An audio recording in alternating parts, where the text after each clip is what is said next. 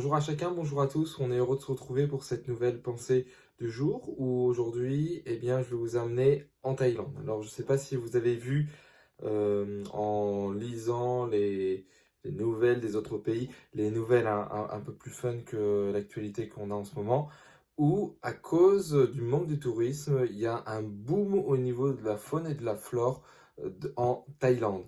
Au point que les Bernard l'ermite, hein, c'est ces petits crustacés qui empruntent des coquilles donc qui sont complètement vides de coquillages, n'ont plus assez de coquilles pour se cacher.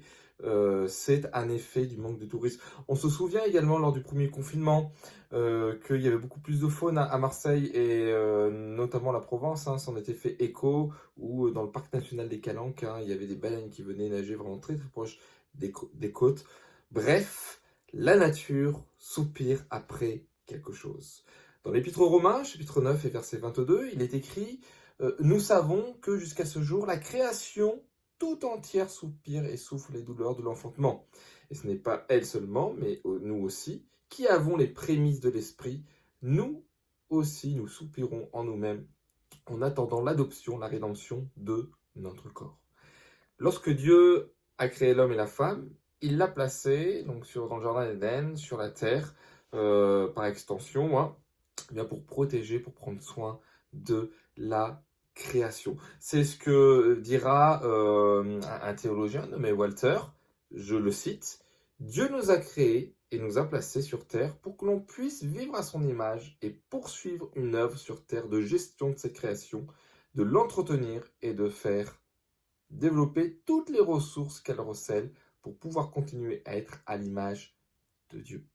Ainsi, lorsqu'on est chrétien, forcément, je le dis souvent, hein, on a un petit côté écolo. On aime la création, on aime la nature et on veut en prendre soin.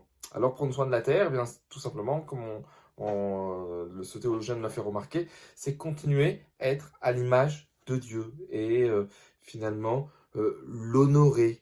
Limite, c'est une marque de respect, d'adoration que l'on a pour Dieu, en respectant sa création, je respecte Dieu et je me place sous son autorité, lui obéis.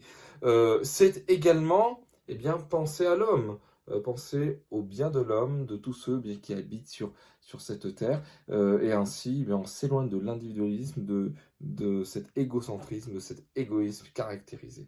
Alors, attention tout de même à ceux qui voudraient faire de la nature un dieu, loin de là. La Bible nous présente clairement cette terre, les mers, les montagnes, etc., comme la création et non pas quelque chose à adorer. Oui, une création qui souffre et soupire à l'image du chrétien qui n'a qu'une idée en tête, goûter enfin à cette vie exempte du péché et de ses conséquences promises par Jésus-Christ. On serre fort notre espérance. Que Dieu vous bénisse et je vous dis à très bientôt.